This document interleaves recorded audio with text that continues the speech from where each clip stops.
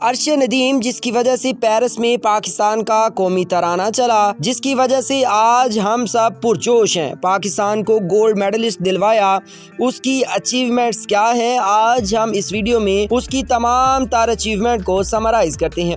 پاکستان کی 77 سالہ تاریخ میں آج تک کبھی کسی نے بھی اولمپکس میں گولڈ میڈل جیتا ہی نہیں۔ پاکستان نے پچھلے 40 سالوں میں ایک مرتبہ جو گولڈ میڈل جیتا وہ بھی صرف ہاکی کی ٹیم نے جیتا تھا، لیکن پچھلے 3 بار سے پاکستانی ہاکی ٹیم اولمپک کے لیے کوالیفائی ہی نہیں کر سکی۔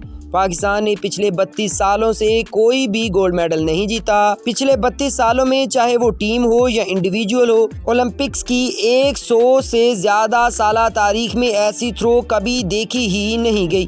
نیزہ بازی کی دنیا کی تاریخ میں کہہ لیجئے یہ 6ٹھی بہترین تھرو ہے۔ ارشد ندیم کو دنیا آئرن مین اور سٹیل شولڈر مین کا خطاب دے رہی ہے، جبکہ ان کے اپنے گاؤں میں ان کو روسی ٹریکٹر کے نام سے پکارا جاتا ہے۔ الجزیرہ کے مطابق ان کے بھائی کہتے ہیں کہ گھر میں ایسے بھی حالات ہوتے تھے کہ جب عید الاضحیٰ کے علاوہ کبھی گوشت کھانا ہی نصیب نہیں ہوا، یعنی گوشت صرف عید الاضحیٰ پر ہی کھایا جاتا تھا۔ اب حالات کیا ہیں کہ ابھی ایک طرف اولمپکس کے لیے کوالیفائی اور سارا کچھ ایسے، جس میں جیویلین تھرو نہ تو نیزہ بازی ہے اور نہ ہی مقابلہ کرنے کے لیے کچھ اور چیز، یعنی کہ نیزہ اپنے گاؤں میں خود لکڑی کے ڈنڈوں سے تیار کیا۔ ارشد ندیم نے باڈی لفٹنگ کے لیے اپنے گھر سٹیل کے ڈبوں میں سیمنٹ اور بجری کو مکس کر کے ڈال کر خود بنایا تھا، جس سے وہ ویٹ لفٹنگ کیا کرتے تھے۔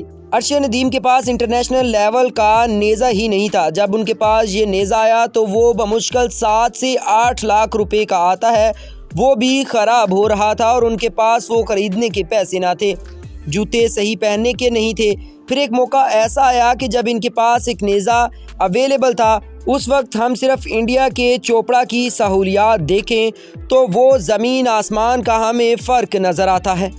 جب ارشد ندیم کے پاس عالمی معیار کا صرف ایک نیزہ تھا، اس وقت چوپڑا کے پاس 177 نیزے تھے۔ چوپڑا کے بعد پچھلے 2 سالوں میں اگر سارے کاموں کو درست مان لیا جائے اور سارے داموں کو درست مان لیا جائے تو انعامی رقم ارشد ندیم کو ملی یا پھر جو اس پر خرچ کی گئی وہ تقریباً 2 کروڑ کے قریب ہے، جبکہ چوپڑا پر صرف اس اولمپکس میں 19 کروڑ روپے خرچ کیے گئے۔ صرف ایک مشین جو یہ چوپڑا استعمال کرتا تھا جس سے نیزہ پھینکا جاتا تھا وہ تقریباً 74 لاکھ روپے کی تھی، جبکہ ہمارے ارشد ندیم کے پاس اس طرح کی کوئی بھی مشین موجود نہ تھی۔ اہم ارشد ندیم نے انتہائی کم وسائل میں پاکستان کا نام پوری دنیا میں روشن کیا اور گولڈ میڈل جیت کر انڈین پلیئر جس پر اتنا پیسہ خرچ کیا جا رہا تھا اسے شکست سے دوچار کیا۔